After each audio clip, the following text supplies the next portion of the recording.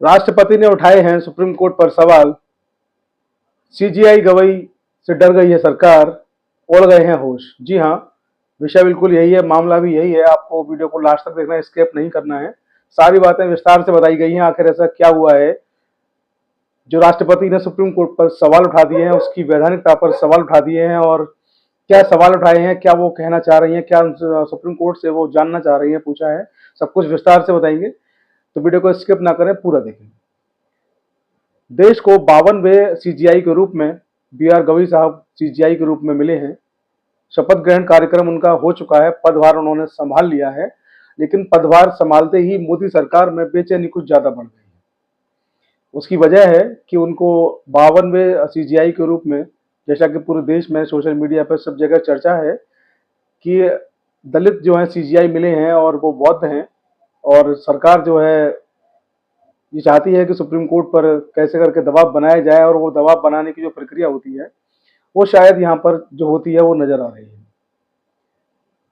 CGI साहब ने अपना पदभार ही संभाला था, अभी उनको मुबारकबादें भी देनी थी, तमाम चीजें थी। अभी उनके जगह जगह स्वागत समारोह भी जैसे कि होता रहता है वो भी होने हैं। लेकिन उन सबसे पहले राष्ट्रपति द्रौपदी मुर्मू ने उनसे कुछ सवाल जो है वो पूछ लिए हैं। संविधान पर सवाल पूछे गए हैं, लीगल सवाल पूछे गए हैं। और सवाल इसलिए भी बहुत महत्वपूर्ण हो जाते हैं कि सवाल उनके सीजीआई बनने के तत्काल बाद उनसे पूछ लिए गए हैं। और वो सवाल जो है वो आपको मैं याद दिला दूं, अभी कुछ दिनों पहले की बात है।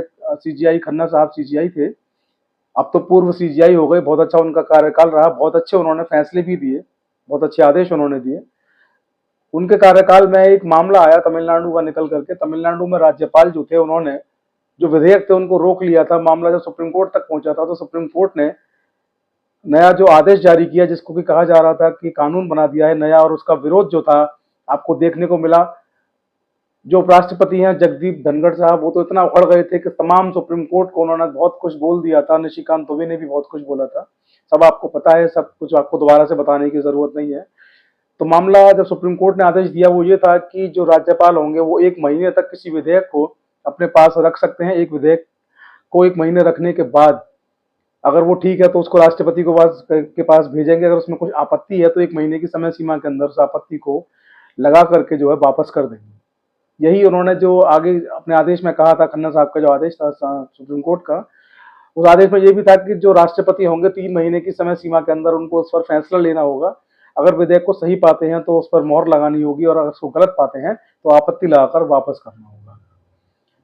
उसको लेकर के दोबारा से जो है वो ये जंग छिड़ गई है। दोबारा से जो अधिकार थे न्यायपालिका के और अधिकार थे राष्ट्रपति के, उन अधिकारों को लेकर के एक तरह से ये इन मामलों को देखा जा रहा है कि अब ये तय होना है कि किसके अधिकार ज्यादा हैं, सुप्रीम कोर्ट के पास क्या पावर्स है, संविधान क्या कहता है। तो सोशल मीडिया और जो इलेक्ट्रॉनिक मीडिया पर जो सारी चीजें हैं आप लोगों को शायद पता हो, शायद आप लोगों तक चीजें ना पहुंच पाई हो। तो मैं पहले थोड़ा सा आपको ब्रीफ कर दूं कि हम किस बारे में और बात कर रहे हैं। तो देखिए यहाँ पर जो इंडिया टुडे मैं पढ़ रहा हूँ, यहाँ पर लिखा है, हेडिंग है, आप ऐसा कैसे कर सकते हैं, समय सीमा संबंधी फैसले पर राष्ट्रपति के सुप्रीम कोर्ट से 14 सवाल। राष्ट्रपति ने शीर्ष कोर्ट से 14 सवाल पूछे हैं। राष्ट्रपति द्रौपदी मुर्मू ने सुप्रीम कोर्ट से पूछा है कि क्या वह राष्ट्रपति और राज्यपालों के लिए विधेयकों पर सहमति देने की समय सीमा तैयार कर सकते हैं। बड़ी बात, बड़ा सवाल। उन्होंने इस बारे में 14 सवाल पूछे हैं। दरअसल सुप्रीम कोर्ट ने 8 अप्रैल को एक फैसला दिया था जिसमें तमिलनाडु के राज्यपाल और राष्ट्रपति के लिए राज्य के विधेयकों पर फैसला लेने के लिए समय सीमा निर्धारित की गई थी। राष्ट्रपति द्रौपदी मुर्मू ने इसी समय सीमा को लेकर के सवाल उठाए हैं। नवभारत टाइम्स देखिए, ये कहते हैं, लिख रहे हैं कि राष्ट्रपति द्रौपदी मुर्मू के 14 सवालों से नए सीजीआई बी आर गवई का सामना। क्या है पूरा मामला। जस्टिस भूषण रामकृष्ण गवई बतौर 52वें मुख्य न्यायाधीश के तौर पर उन्होंने शपथ ली है। लेकिन उनके शपथ लेते ही सबसे बड़ा सवाल उनके सामने राष्ट्रपति द्रौपदी मुर्मू का आएगा। दरअसल राष्ट्रपति ने आर्टिकल 143 क्लॉज 1 पर सुप्रीम कोर्ट की राय मांगी है। वही मामला है जो 14 सवाल पूछे गए हैं। राष्ट्रपति ने पूछा है कि क्या सुप्रीम कोर्ट विधानसभाओं की ओर से पारित विधेयकों पर मंजूरी के लिए राज्यपाल और राष्ट्रपति के लिए समय सीमा तय कर सकते हैं। आगे जो है नवभारत टाइम्स में लिखा है कि किसी बिल पर क्या राष्ट्रपति राज्यपाल के लिए सुप्रीम कोर्ट कोई डेडलाइन फिक्स कर सकता है, इस तरीके की बात यहाँ पर लिखी गई है। कार्यपालिका के कुछ सदस्यों और उपराष्ट्रपति जगदीप धनखड़ ने हाल ही में सुप्रीम कोर्ट के 2 जजों की बेंच द्वारा पारित फैसले पर काफी नाराजगी जताई थी। इस बेंच की अध्यक्षता जस्टिस जेबी पादरीवाला कर रहे थे। चीफ जस्टिस गवई को अब राष्ट्रपति के 14 सवालों का जवाब देने के लिए एक संविधान पीठ का गठन करना होगा, जिसमें कम से कम 5 जो है वो जज यानी कि जो न्यायमूर्ति हैं, जस्टिस हैं, वो होंगे। राष्ट्रपति ने किया संविधान के अनुच्छेद 143 क्लॉज 1 का जिक्र। अब आपको बता देते हैं कि 14 सवाल जो पूछे गए हैं वो 14 सवाल आखिर हैं क्या, तो आप सुन लीजिएगा गौर से। राष्ट्रपति ने क्या पूछे हैं 14 सवाल, तो सवाल आप नोट कर लीजिए, मैं सीरियल वाइज आपको बता रहा हूँ। पहला सवाल है, अनुच्छेद 200 के तहत किसी विधेयक को प्रस्तुत करने पर राज्यपाल के समक्ष संवैधानिक विकल्प क्या है। दूसरा सवाल है, क्या राज्यपाल को किसी विधेयक के प्रस्तुत होने पर मंत्रिपरिषद की सलाह मानने के लिए बाध्य होना चाहिए। तीसरा सवाल है कि अनुच्छेद 200 के तहत राज्यपाल द्वारा संवैधानिक विवेकाधिकार का प्रयोग न्यायिक समीक्षा के अंतर्गत आता है या नहीं, ये भी बताना है। अनुच्छेद 361 361 क्या राज्यपाल के कार्यों की न्यायिक समीक्षा पर पूर्ण प्रतिबंध लगाता है। नेक्स्ट है कि क्या राज्यपाल के लिए किसी विधेयक पर कार्रवाई करने की समय सीमा निर्धारित की जा सकती है। इसके बाद है अनुच्छेद 201 201 के तहत राष्ट्रपति द्वारा संवैधानिक विवेकाधिकार का प्रयोग न्यायिक समीक्षा के अंतर्गत आता है या नहीं। अगला है, क्या राष्ट्रपति द्वारा विवेकाधिकार का प्रयोग करने के लिए कोई समय सीमा निर्धारित की जा सकती है। इसके बाद है, क्या राज्यपाल द्वारा राष्ट्रपति के पास विधेयक भेजने की स्थिति में राष्ट्रपति को सुप्रीम कोर्ट से राय लेना अनिवार्य है। इसके बाद, क्या अनुच्छेद 200 और 201 के तहत राज्यपाल और राष्ट्रपति के निर्णय कानून के प्रभावी होने से पहले न्यायिक समीक्षा के अंतर्गत आते हैं। क्या विधेयक के कानून बनने से पहले उसकी सामग्री पर न्यायालय विचार कर सकता है। बहुत गंभीर सवाल है। क्या संविधान 142 के तहत राष्ट्रपति और राज्यपाल के संवैधानिक आदेशों को बदला जा सकता है। नेक्स्ट है कि राज्य विधानमंडल द्वारा पारित कानून क्या राज्यपाल की स्वीकृति के बिना भी प्रभावी माने जाएंगे। नेक्स्ट है कि क्या अनुच्छेद 145(3) के तहत किसी संवैधानिक प्रश्न पर विचार के लिए सुप्रीम कोर्ट की न्यूनतम 5 न्यायाधीशों वाली पीठ का गठन होना अनिवार्य है।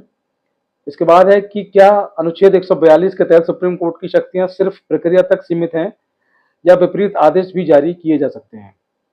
नेक्स्ट है कि क्या संविधान के अनुच्छेद 131 के तहत दायर वाद के अलावा केंद्र सरकार और राज्य सरकारों के बीच विवादों के निपटारे के लिए सुप्रीम कोर्ट के अन्य किसी अधिकार क्षेत्र पर प्रबंध है। तो आपने देखा किस तरीके के सवाल जो है वो पूछे गए हैं। और देश के राष्ट्रपति जो होते हैं, आप सबको पता है कि जो सरकार होती है देश की, जो भी लोग राजनीति की समझ रखते हैं वो सब समझ रहे होंगे, और जो संविधान की समझ रखते हैं वो भी मेरी बात को समझेंगे कि देश में जो सरकार होती है, किसी भी दल की सरकार हो, उनका जो कैबिनेट होता है, वो कैबिनेट जो होता है उन सवालों को तैयार करता है, और सवालों को जो भी चीज़ें होती हैं, ये सारी चीज़ें जो राष्ट्रपति होते हैं, जो प्रधानमंत्री होते हैं, वो सब आगे चैनल बाई चैनल अब बात आगे बढ़ती है, तो सवाल भी कहीं ना कहीं ये कैबिनेट से ही निकल कर आए हैं। तो एक तरह से सुप्रीम कोर्ट के जो पावर्स हैं, सुप्रीम कोर्ट ने जिस तरीके से आदेश दिया, जिस तरीके से देश के उपराष्ट्रपति ने रिजेक्ट किया था, अब सबको याद है, सांसद है निशिकांत दुबे भाजपा के, उन्होंने जिस तरीके से रिजेक्ट किया था, उनकी जो स्टेटमेंट थे, आप लोगों को सब पता है किस तरीके का स्टेटमेंट जो है उन्होंने सुप्रीम कोर्ट के लिए दिया था, किस तरीके का स्टेटमेंट जो है जगदीप धनखड़ साहब ने दिया था, आप सबको पता है। और बाकी लोगों की प्रतिक्रियाएं भी आपने एक्स पर पढ़ी होंगी, फेसबुक पर, इंस्टाग्राम पर भी आपने पढ़ी होंगी, सोशल मीडिया यूट्यूब पर पढ़ी होंगी, आपने देखी होंगी।